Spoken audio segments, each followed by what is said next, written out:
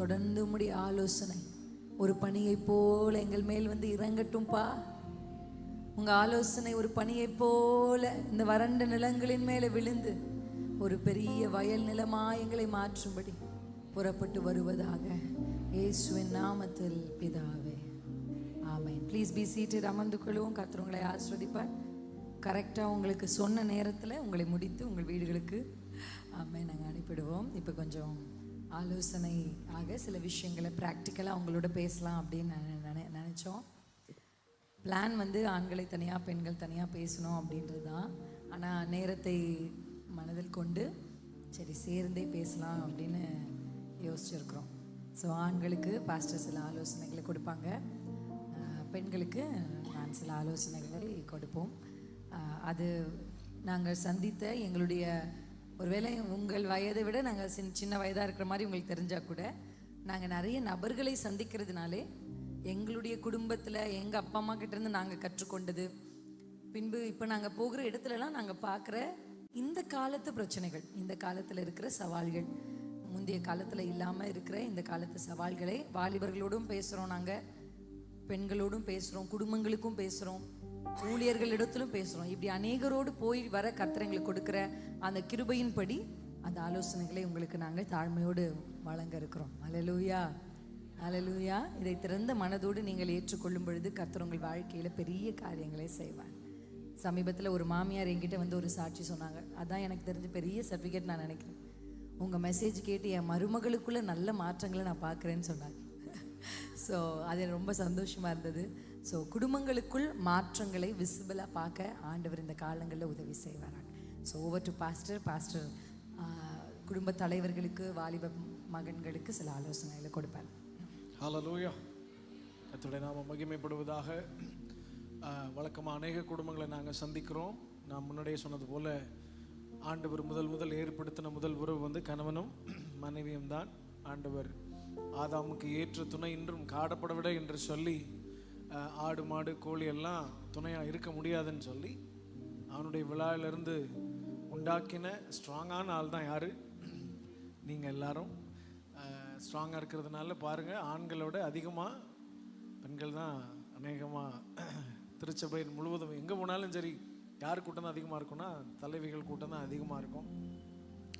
ஏன்னா you are very emotional people. ஆண்டவரை ரொம்ப நேசிக்கிறவர்கள் நீங்கள்.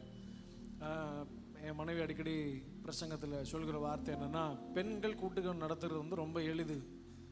ஆண்டவர் உங்களை தொட்டு கொண்டிருக்கிறார், கர்த்தர் உங்களை அருகில் நிற்கிறாருன்னா என்ன ஆரம்பிச்சிருவீங்க? நீங்கள் அழ ஆரம்பிச்சிருவீங்க. அப்படியே ஆண்கள் கூட்டம் நடத்தி நாளைக்கு உலகம் அழிய போகுது அப்படின்னா சரி இன்னைக்கு என்ன சாப்பிட்டு தூங்கலாம் அப்படின்னு ஆயிரும். ஸோ டிசைனே அப்படி தான் இருக்குது. ஆண்டவர் எங்களை உண்டாக்கும் போதே கொஞ்சம் ரக்கடாக தான் உண்டாக்கியிருக்கிறாரு. ஹல்லேலூயா. ஸோ ஒருவேளை ஆண்கள் ரொம்ப சென்சிட்டிவாக இருந்தாங்கன்னா குடும்பம் வந்து ரொம்ப மோசமாக ஆயிரும். அதனால் கொஞ்சம் நிதானமாக இருப்பாங்க. பெண்களுக்கு மிகப்பெரிய திறமைசாலிகள். ஒரே நேரத்தில் நீங்கள் 4 வேலையை செய்ய முடியும், 4 சூப்பராக இருக்கும். நாங்கள் ஒரு நேரத்தில் 2 வேலை தான் செய்வோம், அதில் 1 தான் உருப்படியாக இருக்கும். ஸோ அப்படி தான் டிசைன் இருக்குது. ஏன் அப்படின்னா நீங்கள் ஒரு விஷயத்தை நல்லா புரிஞ்சுக்கணும். பொதுவாக ஒரு சில காரியங்களை சொல்லிவிட்டு கரெக்டாக 20 மினிட்ஸில் நாங்கள் முடிச்சிருவோம். டோன்ட் வரி, பயப்பட வேண்டாம். வழக்கமாக இந்த செஷன் வந்து மினிமம் 1 hour போகும். ஆனால் நான் முடிஞ்ச வரைக்கும் முக்கியமான சில விஷயங்களை மாத்திரம் உங்களுக்கு ஷார்ட்டாக சொல்லிவிட்டு, ஏன்னா குடும்பத்தில் சமாதானத்திற்காக ஜெபிப்போம்னா நம்ம ஜெபிப்போம், ஆனால் சமாதானமாக நம்ம நடந்துக்கோமானா மாட்டோம். ஆண்கள்கிட்ட வந்து நீங்கள் அன்பு செலுத்த வேண்டும் அப்படின்னா சொல்கிறது ஈஸி, அன்பு செலுத்துறது ரொம்ப ரொம்ப கஷ்டம். அன்புன்றது ஏதோ ஒரு பொருள் வாங்கி கொடுக்குறதோ தேவையானவைகளை செய்கிறது மாத்திரம் அன்பு அல்ல, இட்ஸ் எமோஷன். உண்மையாக நேசத்தை வெளிப்படுத்துகிற அநேகர் ரொம்ப குறைவு. இதற்கு சரியான ஒரு மாதிரி வந்து என்னுடைய தாயும் தகப்பனும் 2 பேரும் வந்து நான் சிறுவயது முதற்கொண்டு பார்க்குறேன். பயங்கரமாக சண்டை போட்டு நான் பார்த்துக்கிட்டதில்லை. ஏதாவது சின்ன காரியம் வாக்குவாதம்னா கூட நாங்கள் வந்துட்டோன்னா டபக்குன்னு நின்றோம். அது என்னன்னு கூட எங்களுக்கு தெரியாது. ஸோ நல்ல மாதிரிகள். நாங்கள் குடும்பமாக ட்ராவல் பண்ணுறோம். எனக்கு 1.25 வயசில் ஒரு பெண் குழந்தை உண்டு. அவள் தான் எங்கள் வீட்டில் கடைசி. 4 வயசில் எனக்கு ஒரு பையன் உண்டு. ஸோ 1.25 வயதுலேருந்து எங்கள் அப்பாவுக்கு 69 முடிஞ்சு 70 ஸ்டார்ட் ஆகிடுச்சு. நாங்கள் எல்லோரும் குடும்பமாக தான் ஊழியத்துக்கு ட்ராவல் பண்ணுவோம். லாஸ்ட் டைம் இங்கே வரும்போது அப்படி தான் வந்தோம். இன்றைக்கு மாத்திரம் அம்மா ஒரு சின்ன ஒரு விபத்தை சந்தித்ததுனால வர முடியாமல் போயிடுச்சு. ஆனால் தொடர்ந்து நாங்கள் சில ஆண்டுகளாக குடும்பமாக தான் ட்ராவல் பண்ணுறோம். நான் வந்து ஐம் வெரி ஃபேமிலி பர்சன். என் மனைவி அடிக்கடி சொல்லுவாங்க, ஆண்களுக்கு பேச வேண்டிய தகுதியுள்ள சரியான நாள் நீங்கள் தான்ப்பா அப்படின்னு சொல்லி. ஏன்னா நான் தனியாக போகிற ஒரே இடம் பாத்ரூம் மட்டும்தான். மற்ற எல்லா நேரமும் எப்பொழுதும் என்னை சுற்றி என் குடும்பம் இருந்துகிட்டே இருக்கும். அப்படின்னா உங்கள் மேலே டவுட்டாக பாஸ்டர் அப்படின்னு கேட்கக்கூடாது. என்னால் அவங்கள விட்டுட்டு இருக்கவே முடியாது. ஸோ நான் சிறுவயது முதற்கொண்டு அப்படி பழகிட்டேன். நான் தனியாக ஊழியத்திற்கு வந்து இது என்னுடைய 15வது வருடம் முழு நேர ஊழியத்தில். ராத்திரி 2 மணிக்கு வந்து இந்த நாகர்கோயிலில் இது வரைக்கும் குறைஞ்சது 100லேருந்து 200 முறையாவது வந்து ஊழியம் செய்திருப்பேன். வரும்போதெல்லாம் இரவு நேரம் வந்து ரீச் ஆனாலும் அந்த நேரம் கால் பண்ணி அம்மாவுக்கு மம்மி வந்துட்டேன் அப்படின்னு சொல்லுவேன். ஒரு நாளைக்கு குறைஞ்சது 2-3 தடவையாவது ஃபோன் பண்ணுறது வழக்கம் எங்கள் வீட்டுக்கு. இப்போ தனியாக இருக்கும்போது இப்போ அது தொடருது. ஹல்லேலூயா. ஸோ அதனால ஆண்களுக்கு என்று கணவனா, அதுக்கப்புறம் தகப்பனா, மகனா, சகோதரனா, இந்த 4 கேட்டகரியில் என்னென்னலாம் செய்யணுன்றது வேதத்தின் அடிப்படையில் சீக்கிரமாக சொல்லிடுறேன். இதில் நான் அதிகமாக பொறுப்பெடுத்து சொல்ல வேண்டிய முக்கியமான ஒன்று கணவனா. முதல்ல குடும்ப தலைவராக இருக்கிற கணவன்லேருந்து ஸ்டார்ட் பண்ணால் நல்லாயிருக்கும் அப்படின்னு நான் நினைக்கிறேன். ஆண்கள் எல்லாம் அந்தமான் நிக்கோபாரில் அமர்ந்திருக்கிறீர்கள். கர்த்தர் உங்களை ஆசீர்வதிப்பாராக. Thanks for coming. அநேகர் இருந்தார்கள், ஆனால் நீங்கள் மாத்திரம் வந்திருக்கீங்க. கர்த்தர் உங்களை ஆசீர்வதிப்பாராக. ஹல்லேலூயா. So happy to see you all. நான் அநேகரை பார்த்து கொண்டிருந்தேன். வர்ஷிப் பண்ணும்போது ரொம்ப அழகாக கை தூக்கி சத்தமாக பாடிட்டு இருந்தீங்க. ஒரு சிலர் அழுது ஆராதித்து கொண்டிருக்கிறீர்கள். எங்கள் ஊர் பக்கம்லாம் கொஞ்சம் அப்படியே மதுரை சைட்லாம் வந்தீங்கன்னா நிறைய முகத்தை விட மீசை ரொம்ப பெருசாக வச்சுட்டு உட்காந்துருப்பாங்க ஒரு சிலர். அல்லையோ அப்படின்னா அப்படின்னா அவ்வளோதான். சரி, நம்மளே சொல்லிட்டு கிளம்பி போயிடணும். ஆனால் இங்கே நல்ல விடுதலையாக ஆண்டவர் ஆராதித்தது நான் பார்த்தேன். நீங்கள்லாம் ஏற்கனவே ஆவிக்குரியவர்கள் இருந்தாலும் சில அடிப்படையான காரியங்களையும் உபதேசங்களையும் உங்களுக்கு சொல்ல வேண்டியது எங்களுடைய கடமை. தயவாக எடுத்துக்கொள்ளுங்க. ஒரே ஒரு வசனம், அதன் அடிப்படையில் பேசினா மிகவும் நலமாக இருக்கும் என்று நான் விசுவாசிக்கிறேன். எபேசியர் 5வது அதிகாரம் 25வது வசனம். நாம் அநேக இடங்களில் திருமணத்தில் இந்த வார்த்தை கேட்டிருப்போம். யாராவது ஒருத்தர் சத்தத்தை வைத்து வாசிப்பீர்களா? எபேசியர் 5:25. அன்பு கூறுங்கள், அப்படியே கிறிஸ்துவும் சபையில் அன்பு கூர்ந்து தம்மை தாமே அதற்காக தாமதை திருவசனத்தை கொண்டு தண்ணீர் முழுக்கினால் சுத்திகரித்து பரிசுத்தமாக்குகிறதற்கும். 25 புருஷர்களே உங்கள் மனைவிகளில் அன்பு கூறுங்கள், அப்படியே கிறிஸ்துவும் சபையில் அன்பு கூர்ந்து. ஹல்லேலூயா. இதுல ரொம்ப முக்கியமான ஒரு விஷயம் என்ன அப்படின்னா, குடும்பம் வந்து ஒரு திருச்சபைக்கு நிகராக பேசப்படுகிறது. ஹல்லேலூயா, ஹல்லேலூயா. இதுல கணவன்மாருடைய பொறுப்பு யாருக்கு ஈக்குவலா இருக்கு அப்படின்னா, ஆண்டவராகிய தேவனுக்கு ஈக்குவலா, இயேசு கிறிஸ்துவுக்கு ஈக்குவலா இருக்கு. யாருடைய பொறுப்பு? கணவன். ஸோ புருஷன் வந்து தேவன் திருச்சபையை நேசிக்கிறது போல ஒரு கணவன் வந்து மனைவியை அதிகமாக நேசிக்க வேண்டும். இந்த பெண்களுக்கு அதிகமாக தேவையானது ஒன்று என்னென்னா, ஒரு உண்மை ரொம்ப தேவைப்படும். ஆண்கள்கிட்ட பெண்கள் எதிர்பார்க்கிற முக்கியமான ஒன்று என்னென்னா, பெருசாக ரெஸ்பெக்ட்லாம் கிடையாது. அவர்கள் எதிர்பார்க்கிற முக்கியமான உண்மையாக இருக்கணும், ஹானஸ்டாக இருக்கணும். அன்பு எப்போ வரும் அப்படின்னா, உண்மையாக இருக்கும்போது தான் அன்பு வரும். ஆமாவா இல்லையா? ஒரு பொண்ணுக்கு ஒரு பையனை பார்க்குறோம் அப்படின்னா, அந்த பையன் வந்து ரொம்ப நேசிக்கிறவரான்னு பார்க்க மாட்டோம். அவர் ஃபஸ்ட்டு நல்ல பையனா அப்படின்னா என்ன அர்த்தம்? உண்மையுள்ள ஆளா இல்லை டுபாக்குரா அப்படின்னு சொல்லி அக்கம் பக்கத்தில் நம்ம விசாரிப்போம். என்ன மக்களே, இவன் சரியான ஆள் தானா அப்படின்னா கண்டிப்பாக நம்ம பக்கத்து வீட்டுக்காரர் நம்மளை பற்றி நல்ல சர்டிஃபிகேட் கொடுக்க வாய்ப்பே இருக்கா இல்லையா? இருந்தாலும் அநேக வாலிபர்கள் இந்த நாட்களில் நல்ல பெண் பிள்ளைகள் நிறையா இருக்காங்க. நல்ல ஆண் பிள்ளைகள் எங்கேயானா தேட வேண்டியதாக இருக்கு. ஆனால் பரிசுத்த தேவன் தமக்காக ஒரு சிலரை வைத்திருக்கிறார். ஆமென். நான் வந்து என்னுடைய வாழ்க்கை துணைக்காக எப்போலேருந்து ஜெபிச்சுட்டு இருக்கிறேன் அப்படின்னு சொன்னால் நீங்களாம் உருண்டு பரண்டு சிரிப்பீங்க. ஃப்ரம் மை 8th ஸ்டாண்டர்ட், நான் 8ஆம் வகுப்பு படிக்கும்போது இருந்து என் வாழ்க்கை துணைக்காக ஜெபிக்கிறேன். ஆண்டவரே எனக்கு இப்படி ஒரு வாழ்க்கை துணை வேணும்ன்ட்டு. இது எதை இன்ஸ்பயர் பண்ணுச்சுன்னா, இன்ஸ்ட்ருமெண்ட் பிளேயர். நான் வந்து இன்ஸ்ட்ருமெண்ட் வாசிப்பேன். ஜெபத்தோட்டத்தில் ஃபாதருக்கு வந்து வாசிப்பேன். அப்போ நான் ஸ்கூல் படிக்கும்போது அங்கே உட்காந்து வாசிச்சுட்டு இருக்கிறேன், பேட் வாசிக்கிறேன். அப்போ பாஸ்டர் ஜோசப் பாலச்சந்திரன் அவங்க வந்து ஒரு ஃபேமிலி கேம்ப் நடத்துகிறாங்க. அந்த ஃபேமிலி கேம்பில் கொஞ்சம் நிறைய 3 days நடந்துச்சு அந்த ஃபேமிலி கேம்ப்பு. அதில் ஒரு நாள் வந்து கணவன் மனைவியாக அப்படி சேர்லாம் போட்டு தனித்தனியாக உட்கார வச்சுருக்காங்க. டேபிள் போட்டு அதில் ரோஸ்லாம் கொடுக்க சொல்கிறாங்க, கேக்லாம் கட் பண்ணுறாங்க, கை பிடிச்சிட்டு எல்லாம் சுற்றி நடந்து வராங்க, பாட்டெலாம் பாடுறாங்க. இதெல்லாம் பார்த்தோன்னே நம்மளுக்கு கண்டிப்பாக கல்யாணம் பண்ணணும்டா அப்படின்னு அன்றைக்கி ஒரு முடிவுக்கு வந்தேன் நான். ஆனால் அப்போலேருந்து எதற்காக ஜெபிக்கிறேன் அப்படின்னா, பக்தி விருத்திக்கு ஏதுவான தேவ சித்தத்தின்படியான புத்தி உள்ள ஸ்திரிக்காக ஐ வாஸ் ப்ரேயிங். ஹல்லேலூயா. ஆமாம், தெரிஞ்சோ தெரியாமலோ ஆண்டவர் அப்போலேருந்தே அதை ஜெபிக்க வச்சார். ஆண்டவர் தான் அதை செஞ்சாருன்னு சொல்லணும். ஆமென். ஏன்னா நான் வந்து ஒரு குடும்ப ஃபேமிலி ஓரியன்ட் பர்சன். அதனால் அப்போலேருந்தே ஜெபிச்சதுனால ஆண்டவர் ஒரு நேர்த்தியான ஒரு மனைவியை தந்தார். ஆமென்.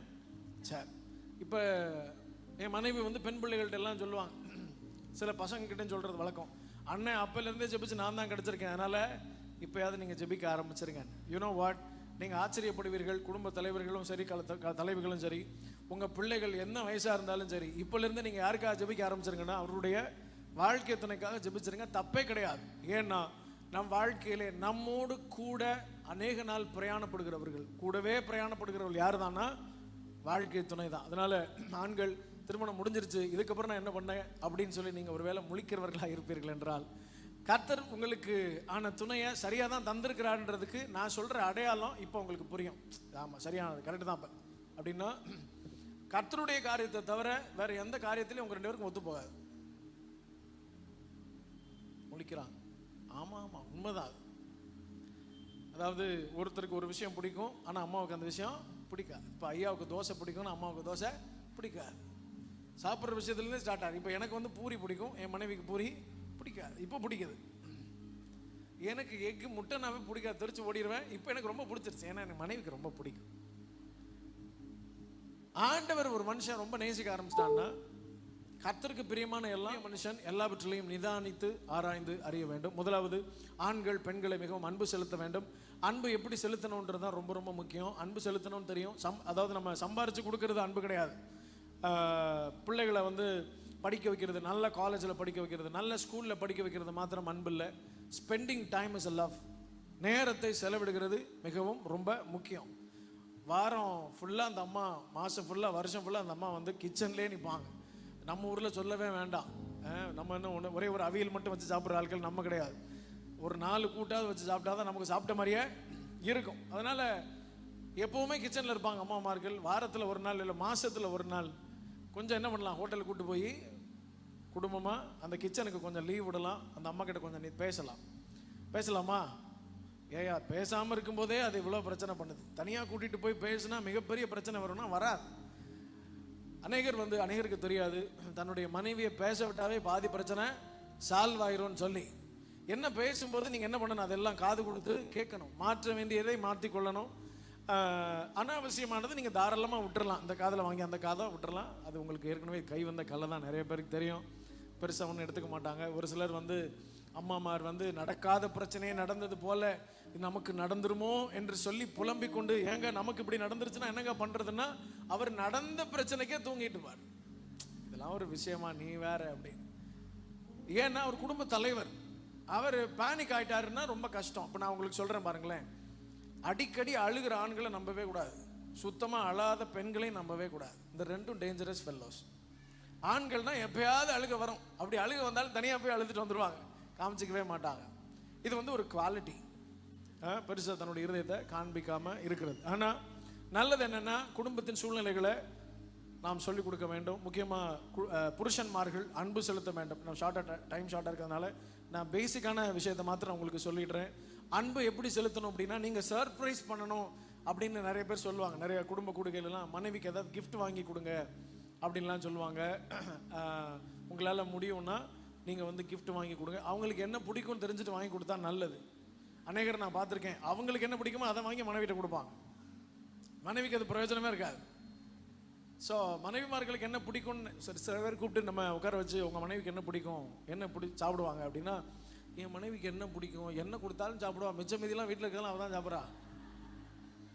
தெரியா, மனைவிமார்கிட்ட ஐயாவுக்கு என்ன பிடிக்கும்னா, அது அந்த என்ன சொல்கிறது, அதை வெளியில் சொல்ல முடியாது அப்படின்வாங்க. அப்படி இருக்கக்கூடாது. ஸோ யாருக்கு என்ன பிடிக்கும்ட்டுன்னு 70 வயசு நிரம்பின ஒரு தாயும் தகப்பனை நான் சந்தித்தேன். 50வது 45வது திருமண நாளை அவர்கள் கொண்டாடினார்கள். அப்பொழுது நாங்கள் பேசினோம், நீங்கள் அம்மா கிட்ட அவங்கள புரிந்து கொண்டு இதுதான் இவங்க அப்படின்றத ஒன்லைனில் சொல்ல முடியுமா அப்படின்னு அவர் சொன்னார். இது வரைக்கும் நான் புரிஞ்சுக்கவே இல்லை தம்பி அப்படின்னு சொன்னார். அப்போ அந்த அம்மா ஒரு வார்த்தை சொன்னாங்க, நானே என்னை இன்னும் புரிஞ்சுக்கல, அவர் எப்படி புரிஞ்சிருப்பாரு அப்படின்னு. விளையாட்டாக சொன்னாலும் சில பேருடைய வாழ்க்கையில் அது உண்மையாக இருக்கும். அதனால் தேவ பிள்ளைகளாக இருப்பீங்கன்னா நீங்கள் குடும்ப தலைவர்கள் அன்பு செலுத்துங்க. உங்களால் முடிஞ்சதை அவர்களுக்கு அப்பப்போ செய்கிறது ரொம்ப நல்லது. முக்கியமாக உங்கள் அன்பை கோபத்தில் காட்டாமல் பொறுமையில் காட்டுங்க. சகித்து ஜெயிக்க வேண்டியவர்கள் தான் ஆண்கள். என்ன உங்களுக்கு வந்து சண்டை நிறைய ஆண்களுக்கு வந்து பெண்கள் அளவுக்கு யோசித்து ஞாபகம் வச்செல்லாம் பேச தெரியாது. ஆமாம், இப்போ பெண்கள் வந்து ஒரு வேலை செஞ்சுட்டு இருப்பாங்க, சமைச்சிட்டு இருப்பாங்க, சமைச்சிட்டு இருக்கும்போதே ஒரு ஃபோன் வரும், ஃபோன் பேசிகிட்டு இருப்பாங்க, புள்ள வந்து ஏதாவது பேசிகிட்டு இருக்கும், பிள்ளைகிட்டையும் பேசிகிட்டு இருப்பாங்க. ஐயாவை பார்க்கறதுக்காக ஐயா ஃப்ரெண்டு வந்து ஹாலில் உட்காந்து பேசிகிட்டு இருப்பார். 1 மணி நேரம் பேசியிருப்பார். பேசி முடிச்சுட்டு இந்த அம்மா போய் என்ன கேட்டார், என்ன வந்தார், 1 மணி நேரம் பேசினார், என்ன சொன்னார் அப்படின்னா என்ன சொல்லுவாங்க, என்ன சொன்னார், 1 மணி நேரம் பேசினா அது ஒன்றும் இல்லை மக்களே, அதாவது அப்படின்னு ஒன் லைனில் முடிஞ்சிடும். இல்லை ஏதோ பச்சை கலர் சேலை அப்படிலாம் பேசி அடிபட்டுச்சே, பச்சை கலர் சேலையா அப்படின்னு இவர் முழிப்பார். இவ்வளோ நேரம் ஐயா கவனிச்சிருக்கவே மாட்டார். ஆமாம், சில திருமணங்களுக்கெல்லாம் நீங்கள் போனீங்கன்னா கணவன் மனைவியாக போயிருப்பீங்க, இங்கே பொண்ணு மாப்பிள்ளைலாம் உட்காந்துருப்பாங்க. 1 மணி நேரம் 2 மணி நேரம் அந்த ஸ்டேஜையை தான் பார்த்துருப்பார் யார், கணவன். வீட்டுக்கு வந்ததுக்கப்புறம் அந்த பொண்ணு என்ன ட்ரெஸ் போட்டிருந்துச்சு, அந்த பையன் என்ன ட்ரெஸ் போட்டிருந்தாருன்னு கேட்டிங்கன்னா ஐயாவுக்கு சொல்ல தெரியாது. ஆனால் நீங்கள் வந்திருந்தவங்கெல்லாம் என்ன ட்ரெஸ் போட்டிருந்தாங்கன்னு கூட சொல்ல முடியும். மெமரி பவர் அந்த மாதிரி நமக்கு. ஸோ ஒரு பிள்ளை வளர்ப்பில் கைதேர்ந்தவர்கள் வந்து பெண்கள் அப்படின்னு சொல்லுவாங்க. ஆண்கள் நீங்கள் மாதிரிகளாக இருக்க வேண்டும். எப்பொழுதெல்லாம் நம்ம பிள்ளைகள் வந்து நம்ம சொல்கிறது கேட்க மாட்டாங்க, நம்ம செய்கிறது தான் செய்து பழகுவார்கள். ஆமாம். ஸோ அதனால் அன்பு செலுத்துறதுல ஒரு நாளும் குறைவில்லாமல் இருக்க வேண்டியது நம்முடைய கடமை. கோபம் வரும்போதெல்லாம் வரும், கண்டிப்பாக நீங்கள் அதை கண்ட்ரோல் பண்ணும்போது தான் நீங்கள் ஆவிக்குரியவர்களாக உங்களை காண்பித்து கொள்ள வேண்டும் என்பது என்னுடைய மிகப்பெரிய தாழ்மையான வேண்டுகோள். ஹல்லேலூயா. சரி, அடுத்து முக்கியமான ஒரு விஷயம் என்ன அப்படின்னா, தகப்பனா நம்முடைய பொறுப்புகள் என்ன. ஒரு தகப்பனுடைய பொறுப்பு என்ன அப்படின்னா, பிள்ளைகள் எப்பவுமே வந்து மிலிட்ரி ஆஃபீஸர் மாதிரி நம்ம இருக்கக்கூடாது. வீட்டுக்குள்ள உட்காரு எந்திரி அப்படிலாம் சொல்லக்கூடாது. அதுக்காக ரொம்ப வாடா மச்சான் அப்படின்ற மாதிரி தோல்லையும் கை போட்டு நடக்கவும் முடியாது. நீங்கள் எங்கே கண்டிக்கணுமோ அங்கே கண்டிக்கணும், எங்கே பிள்ளைகளை லிபரலாக விடணுமோ விடணும். முக்கியமாக ஃபினான்ஷியல் அன்றைக்கி சொன்ன மாதிரி குடும்ப பொறுப்புகளை உங்கள் பிள்ளைகளுக்கு கற்றுக் கொடுங்க. உங்கள் பிள்ளைக்கு 4 வயசு 5 வயசு ஆயிடுச்சுன்னா கடைக்கு கூட்டிகிட்டு போங்க, அவன் கையில் 10 ரூபா கொடுங்க, உனக்கு என்ன வேணுமோ வாங்கிக்கன்னு சொல்லுங்கள். அவன் போய் அதை எடுக்கும்போது அது 10 ரூபாய்க்கு மேற்பட்டதாக இருந்துச்சுன்னா அதை வாங்க முடியாதுன்றது அவனுக்கே தெரியணும். சின்ன வயசுலேருந்தே ஃபினான்ஷியலாக கற்றுக் கொடுங்க. 5 ரூபாய்க்கு ஒரு கடலை மிட்டாய் வாங்கினா மிச்சம் 5 ரூபா அவன் கொடுப்பாங்க. 5 ரூபா டாடிக்கு கொடுத்துரு, ஏன்னா நான் 10 ரூபா தான் எடுத்துகிட்டு வந்தேன். இந்த மாதிரி நீங்கள் போகும்போதே சில காரியங்களை கற்றுக் கொடுத்துட்டீங்கன்னா சின்ன வயசுலேருந்து சைனாலெல்லாம் இந்த பழகிறாங்க. பிள்ளைகள் கையில் ஒரு வாரத்துக்கு இவ்வளோ காசு கொடுத்து இதுதான் உனக்கு செலவுக்கு அப்படின்னு சொல்கிறாங்க. இதில் உனக்கு தேவையானது நீ எடுத்து சேவ் பண்ணி வச்சுக்கோன்னு சேமிப்பையும் கற்றுக் கொடுக்குறார்கள். அது மாத்திரமல்ல, உங்கள் பிள்ளைகளுக்கு சண்டே வரும்போது தயவுசெய்து சில்லறை மாற்றி காணிக்கை போட கற்றுக் கொடுங்க. வீட்டுக்கு ஒருத்தர் காணிக்கை போடக்கூடாது. நீங்கள் 100 ரூபா போட்டிங்க, 100 ரூபா தான் உங்களுக்கு இருக்குன்னா 100 ரூபாய் என்ன மாற்றிடுங்க. முன்னாடியே கொண்டு போய் பெட்ரோல் பங்கில் கொடுத்தீங்கன்னா 10 ரூபாய் கொடுப்பாங்க. உங்களுக்கு என்ன திராணி இருக்கோ அதை பிரித்து 4 பிள்ளைகள் இருக்குன்னா 4 பிள்ளைகள் கையிலையும் 1 ரூபாயாவது கையில் கொடுத்துருங்க. உங்கள் பிள்ளைகள் சிறு வயது முதல் கொண்டு தேவனுக்கு கொடுத்து பழக வேண்டும். ஹல்லேலூயா. நீங்கள் எல்லாவற்றிலையும் மாதிரியாக இருக்க வேண்டும், ஒரு மாதிரியாக இருக்கக்கூடாது. முக்கியமாக உங்கள் பிள்ளைகளை இன்னொருத்தருடைய பிள்ளையை பார்த்து வளர்க்க வேண்டிய அவசியம் இல்லவே இல்லை. உங்கள் பிள்ளைகள் கழுகு, மற்றதெல்லாம் கோழி குஞ்சு. அது எதை வேணாலும் சாப்பிடும், எங்கே வேணாலும் போகும், எப்படி வேணாலும் இருக்கும். ஆனால் நீங்கள் உயர எழும்பி பறக்க வேண்டியவர்கள். உங்கள் பிள்ளைகள் பரிசுத்தமாய் தேவ சமூகத்திலே ராஜாக்களாய் இருக்க வேண்டியவர்கள். ஹல்லேலூயா. ஸோ அதனால் பிள்ளைகளை வந்து முடிஞ்ச வரைக்கும் கோபம் முட்டாதிருங்கள் அப்படின்னு இருக்கு.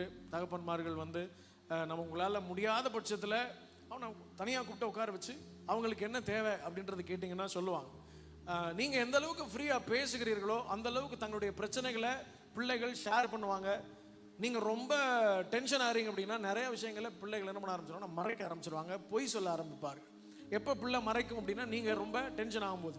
அவன் உண்மையை சொல்லிட்டான் அப்படின்னா உண்மையை சொன்னது நிமித்தமாக அதை எப்படி ஹேண்டில் பண்ணணும்னு நீங்கள் சொல்லிக் கொடுக்க வேண்டும். தாய்மார்களுக்கு என் மனைவி வந்து அந்த காரியங்களை சொல்லுவாள். சரி, சகோதரனா சகோதரியா, இப்போ தகப்பனை சொல்லிட்டேன், கணவன் சொல்லியாச்சு, தகப்பன் சொல்லியாச்சு.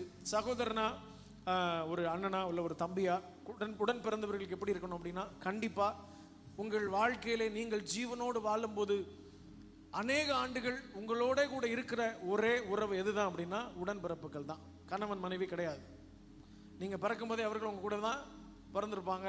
நீங்கள் மறிக்கும் போதும் சின்ன வயதாக இருந்தாங்கன்னா இருப்பாங்க, வயது மூத்தவர்கள்லாம் போயிடுவாங்க இல்லையா. ஒரு உறவு உங்களை தொடர்ந்து இருக்கு அப்படின்னா பல காலத்துக்கு உங்க கூட பிரயாணப்படுகிறவர்கள் யாருன்னா உங்களுடைய உடன்பிறப்புகள்.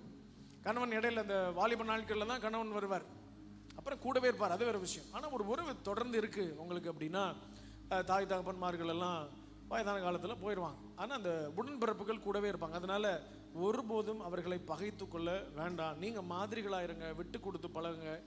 சொத்துக்காகவோ பணத்திற்காகவோ பொருள்களுக்காகவோ நான் போராட வேண்டிய அவசியம் இல்லவே இல்லை. நீங்கள் ஒருவேளை வயதில் சிறியவர்களாக இருந்தாலும் மூத்தவர்களாக இருந்தாலும் நீங்கள் தேவ சமூகத்திலே அன்புள்ளவர்களாக இருங்கள். அவர்களை எப்பொழுதும் நேசிக்கிறவர்களாக இருங்க. அதன் மூலமாக சில பிரச்சனைகள் வருது. ஆண்களுக்கு நான் குறிப்பாக சொல்கிறேன், பெண்கள் என்ன இப்படி பண்ணிட்டாங்க, உங்கள் அக்கா அப்படி பண்ணிட்டாங்க அப்படின்னு சொல்லும்போது, அப்படியா பண்ணிட்டா பத்தியா அப்படின்னு மாத்திரம் கேளுங்க. ஏன் அப்படி பண்ணான்னு சொல்கிற அப்படின்னு சொன்னீங்கன்னா ஒன்றுமே நடக்காது. அவர்களோடு சேர்ந்து ஒரு ஆமான்னு மாத்திரம் போட்டுட்டு ஒரு நாள் ஃபுல்லாக நீங்கள் அந்த கதையை கேட்டு முடிச்சிட்டிங்கன்னா மறுநாள் அக்கா நார்மல் ஆயிரும். உங்கள் தங்கச்சியோ அக்காவோ வரும்போது இந்த அம்மா சொல்லும், அண்ணி நல்லா இருக்கீங்களா, நீ உங்களுக்காக தான் செஞ்சு வச்சுருக்கேன் அப்படின்னு கதையை மாற்றிடுவாங்க. அதனால் நீங்கள் எதையுமே ரொம்ப சீரியஸாக எடுத்துக்கக்கூடிய அவசியம் இல்லவே இல்லை. வயது முதிர்ந்த தகப்பன்மார்களுக்கு நான் சொல்லுகிறது, உங்கள் பிள்ளைகளுக்கு நீங்கள் மிகப்பெரிய ஆசீர்வாதம். ஹல்லேலூயா. ஸோ நம் காலம் வேறு, இப்போ இருக்கிற காலம் வேறு. அதனால் பிள்ளைகளுக்கு எப்பொழுதுமே நிதானமான சில அறிவுரைகளை சொல்லி வளர்க்குமாறு அன்புடன் கேட்டுக்கொள்ளப்படுகிறீர்கள். ஹல்லேலூயா. ஸோ அதனால் முக்கியமாக கடைசியாக நான் சொல்லி முடிக்க வேண்டிய ஒன்று என்னென்னா, ஒரு குடும்ப தலைவன் குடும்ப ஜெபத்திற்கும் தலைவனாக இருக்க வேண்டும். ஆமாம். நீங்கள் எவ்வளோ நேரம் ஜெபிக்கிறீங்கன்றது மேட்டர் இல்லை, ஆனால் ஜெபிக்கணுன்றது ரொம்ப ரொம்ப முக்கியம். பேசிக் குவாலிட்டி. ஹல்லேலூயா. பெண்களுக்கான சில ஆலோசனைகளை மாத்திரம் கேட்டுட்டு நம்ம கடைசியாக எல்லாரும் சேர்ந்து ஜெபிக்க போகிறோம். ஹல்லேலூயா, ஹல்லேலூயா. ஆமென். கர்த்தர் நல்லவர். நம்ம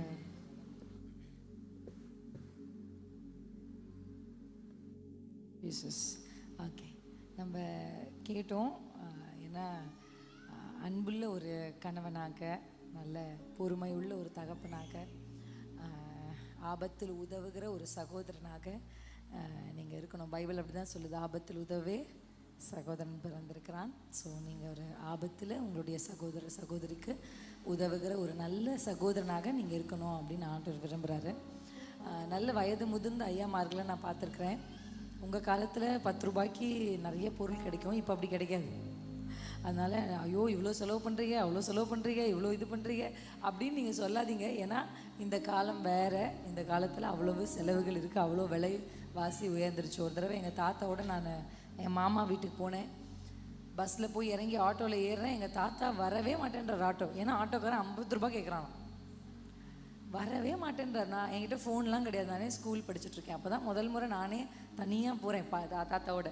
தாத்தா கிட்ட, ஐயோ தாத்தா 50 ரூபான்றது கொஞ்சம் தான் தாத்தா, எப்படி 50 ரூபாய் எப்படி கொடுக்குறது, அதெல்லாம் முடியாது, 20 ரூபாய் தரேன் வா அப்படின்னு சொல்லி சண்டை போட்டுருக்கேன்.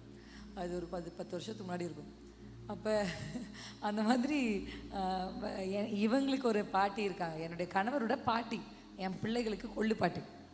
அவங்க எவ்வளோ வயசு அவங்களுக்கு இருக்கும் கொள்ளு பாட்டின்னா யோசிச்சு பாருங்க. ஆனால் இந்த காலத்துக்கு ஏற்றபடி இருப்பாங்க. அவங்க ரொம்ப ஒரு ஜென்சி மாதிரி இருப்பாங்க. அவங்க ஆக்சுவலி ரொம்ப ட்ரெண்டிங்கில் எல்லா விஷயத்தையும் புரிஞ்சு. அப்போ ஒரு வயசு ஆனதுக்கப்புறம் நம்ம செய்கிற ஒரு நல்ல விஷயம், வயது முதிர்ந்த அம்மாக்களுக்கும் ஐயாக்களுக்கும் நான் சேர்த்து சொல்கிறேன், உங்களுக்கு ஒரு மாடல் பைபிள் இருக்காங்க. வயது முதிர்ந்த ஐயாக்கள் சிமியோன் என்கிற ஒரு மனுஷனை மாடலாக வச்சுக்கோங்க. வயது முதிர்ந்த அம்மா மாறுங்க, அதே பகுதியில் வர அன்னாளுன்ற ஒரு அம்மாவை மாடலாக வச்சுக்கோங்க. அன்னாள் எப்போதும் ஜெபம் பண்ணி ஆராதனை செய்து கொண்டிருந்தாள். அப்போ உங்களுக்கு ஒரு வயசு ஆனதுக்கப்புறம் நீங்கள் எல்லாமே என்கிட்ட சொல்லணும், எல்லாமே என்னுடைய கட்டுப்பாட்டில் நடக்கணும். இது வரைக்கும் நான் தானே இந்த வீட்டுக்கு எல்லாத்தையும் இது பண்ணியிருக்கேன், இனியும் நான் தான் இருப்பேன். சில அம்மாமாரெல்லாம் கடைசி சாகிற வரையும் நான் தான் வீட்டை மேனேஜ் பண்ணுவேன், மருமகளுக்கு நான் தரவே மாட்டேன் அப்படின்னு அந்த முடிச்சு அவங்க இடுப்புல வச்சிருப்பா. நான் தான் கடைசி அந்த பதவியை கொடுத்து கீழே இறங்கவே மாட்டாங்க நிறைய பெரியவர்கள். நான் என்ன சொல்வேன்னா, நீங்கள் டக்குன்னு போயிடுவீங்க. இப்போ கூட சமீபத்தில் கேட்டேன், ஒரு ஐயா மரித்து போயிட்டார். அவர் எத்தனையோ நிலத்தை வாங்கி வச்சிருக்காரு, ஆனால் ஒன்று கூட மனைவி பிள்ளைங்கிட்ட சொல்லலை. எங்கே நிலம் இருக்குது, எங்கே காசு சேர்த்து வச்சிருக்காரு, எதையுமே சொல்லாமல் அவரே எதிர்பார்க்கல, டக்குன்னு ஹார்ட் அட்டாக்ல செத்துட்டார். ஏன் உங்களுக்கு சொல்கிறேன் அப்படின்னா, பிள்ளைகளோட மனைவியோட திறந்த இதுவாக பேசுங்க. வயது முதிர்ந்தவர்கள் உங்களுடைய காரியங்களை உங்கள் பிள்ளைகளுக்கு கற்றுக் கொடுங்க, அந்த இடத்த விட்டு கொடுங்க. நீ பார் தம்பி, இப்போ நான் உட்காந்து வேடிக்கை, உங்களுக்கு என்ன வயசாயிருச்சு, அழகாக உட்காந்து பிள்ளைகள் வளர்ந்து வேடிக்கை. டென்ஷன் ஆகுறாங்க நிறைய வயசானவங்க, இப்படி புள்ள வளர்க்குறேன், நான்லாம் எப்படி புள்ள வளர்த்தேன். நான் சொல்கிறேன், நீங்கள் சொன்னால் அப்படின்னு எங்கள் அம்மா பார்த்தா நான் உட்காந்த இடத்துல எழமாட்டேன். இன்னைக்கு நான் அப்படின்னா என் பையன் அப்படின்னுமா, அவங்ககிட்ட போய் நான் சொல்லிருக்க முடியாது. நான் என்ன சொல்கிறேன்னா, அந்த வேல்யூஸ் பண்ணலாம், பேட்டர்ன் கண்டிப்பாக ஒத்து வராது. நீங்கள் எங்கள் அம்மா என்னை வளர்த்த மாதிரி என்னால் என் பிள்ளைகளை வளர்க்க முடியல, அதுதான் உண்மை. அதனால் நான் இப்படி வளர்த்தேன், நீ என்னத்தை வளர்க்குற அப்படின்னு பிள்ளை வளர்ப்பில் அதிகமாக தலையிடாதீங்க. ஆலோசனை சொல்கிறவங்களா மட்டுமே நீங்கள் இருந்தீங்கன்னா உங்களுக்கு ஆட்டோமேட்டிக்காக ஹானர் பண்ணுவாங்க. ஆனால் நீங்கள் அதிகமாக போய் பேரப்பிள்ளை அது உங்கள் பிள்ளை கிடையாது, நீங்கள் அந்த பிள்ளைய பெக்கலை, பேரப்பிள்ளை தான் உங்களுக்கு. உங்கள் பிள்ளைய வளர்க்க உங்களுக்கு எப்படி ஒரு சுதந்திரம் இருந்ததோ அப்படியே உங்கள் மகனுக்கும் மருமகளுக்கும் அவர்கள் பிள்ளையை வளர்க்க சுதந்திரத்தை கொடுங்கள். ப்ளீஸ் கொடுங்க, அவங்க வளர்க்கட்டும். ஐயோ தப்பாயிருமோ, தப்பானா நம்ம தப்பு பண்ணலையா? நீங்கள் சுட்ட உடனே தோசை வட்டமாக வந்துச்சா? இல்லை, ஓட்டையாக தான் வந்துச்சு. ஆனால் இப்போ ஓட்டை இல்லாமல் சுட உங்களுக்கு தெரியும். அப்படி தான் மருமக சுட்ட உடனே செஞ்ச உடனே நம்மளை மாதிரி வராது. ஆனால் அது வர்ற வரைக்கும் எப்படி நீங்கள் பொறுத்து கற்றுக்கொண்டீங்களோ அப்படி முதியவர்கள் உங்கள் அடுத்த தலைமுறைகளுக்கு ஒரு ஆலோசகர் என்ற நிலையில் இருக்கும் பொழுது உங்களுக்கு கனம் ஆட்டோமேட்டிக்காக என்ன பண்ணும், தேடி வரும். ஆனால் நீங்கள் ரொம்ப என்னுடைய அத்தையும் மாமாவும் பார்த்தேன், அது நான் எப்பவுமே அவங்க அப்பா அம்மாவை எப்படி சாட்சியாக சொல்கிறாங்களோ நான் என்னுடைய அத்தையும் மாமாவும் அப்படி நான் சாட்சியாக நிச்சயமாக சொல்லுவேன். ஒரு நாளும் எங்களுடைய வளர்ப்புகளுக்குள்ளே அவங்க தலையிடவே மாட்டாங்க. அதுக்குன்னு அப்படியே போ அப்படின்லாம் விட்டது கிடையாது. சில பேர் அப்படி தான், நான் ஒன்றும் சொல்ல மாட்டேன், கல்யாணம் ஆச்சா போய் எப்படியே போ அப்படின்னு சில பேர் விட்டுருவாங்க. ஒரு சில பேர் ரொம்ப இது பண்ணும், மீடியமாக எங்கே சொல்லணும் என்ன இது பண்ணணும். அவங்க ஏதாவது ஆலோசனை சொல்லுனா கூட என்கிட்ட சொல்ல மாட்டாங்க, அவர்கிட்ட சொல்லி தான் என்கிட்ட சொல்லுவாங்க. தம்பி இப்படி இருக்குது இப்படி பண்ணலாம் அப்படின்னு சொல்லுவாங்க. அப்போ அந்த முறை கரெக்டாக இருக்கிறதுனால நான் அவங்கள ரொம்ப ஹானர் பண்ணுறேன், அவங்களும் என்னை ஹானர் பண்ணுவாங்க.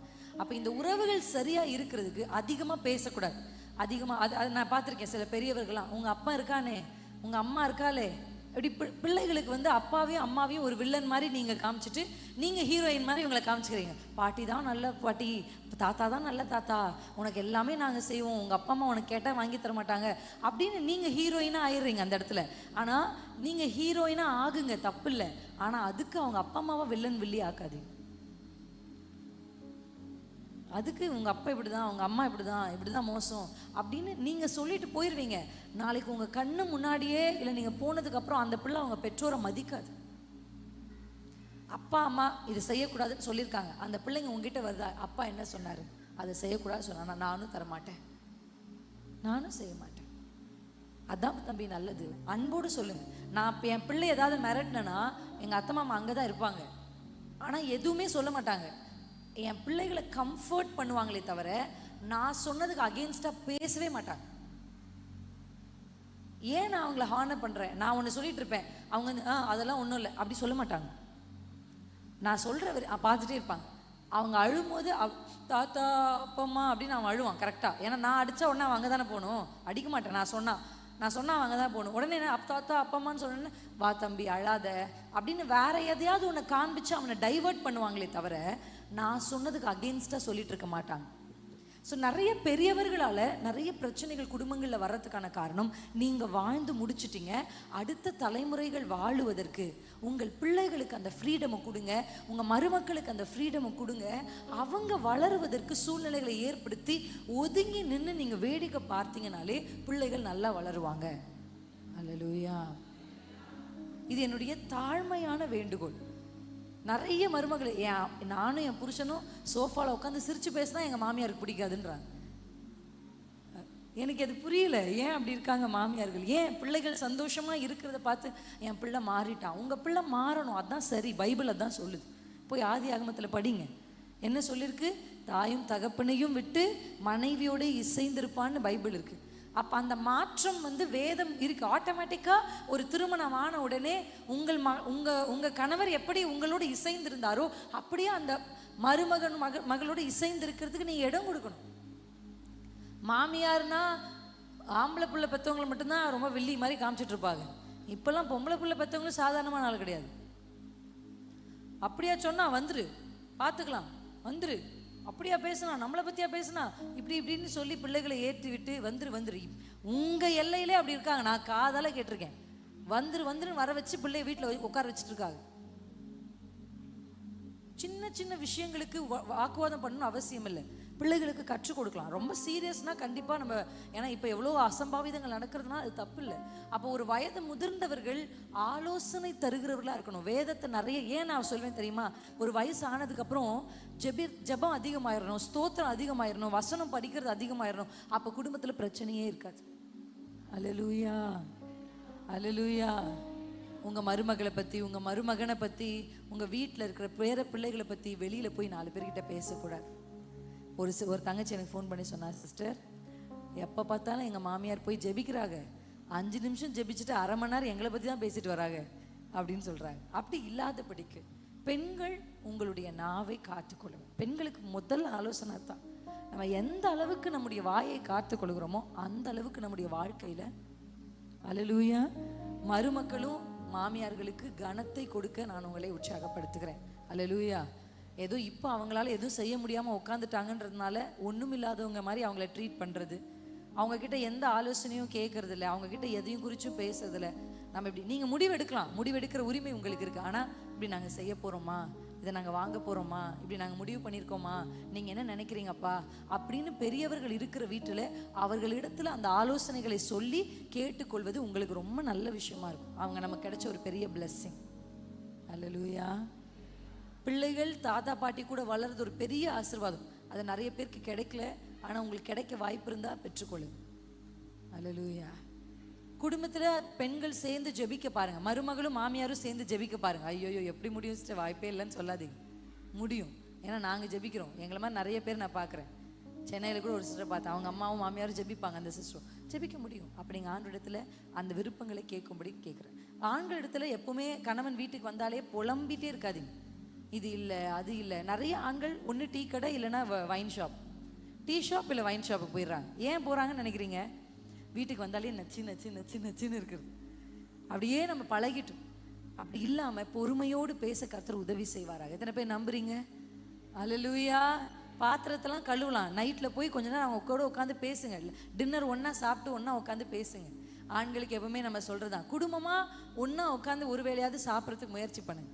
இல்லை வாரத்துக்கு ஒரு தடவையாவது ஒன்றா உட்காந்து பொறுமையாக ஒரு சண்டே ஆஃப்டர்நூன் பொறுமையாக உட்காந்து டின்னர் லஞ்சை சாப்பிட்டு பேசி பேசி பிள்ளைகளோடு பேசுங்க. உங்கள் நேரத்தை நீங்கள் எவ்வளோ குடும்பத்தோடு செலவிடுறீங்களோ, பெரிய ரகசியமெல்லாம் இல்லை, எவ்வளவு நேரம் ஒருவரோடு ஒருவர் செலவு பண்ணுறீங்களோ ஃபோனை கீழே வச்சுட்டு, அந்த குடும்பம் ஆட்டோமேட்டிக்காக பில்ட் ஆகிறத நீங்கள் பார்க்க முடியும். அல்லேலூயா. ஆமென் ஆமென். எத்தனை பேருக்கு இது புரிஞ்சிச்சு? எங்களுக்கு டைம் இல்லை, பட் இருந்தாலும் இந்த ஆலோசனையோடு உங்களுக்கு நான் முடித்துக்கொள்ள விரும்புகிறேன்.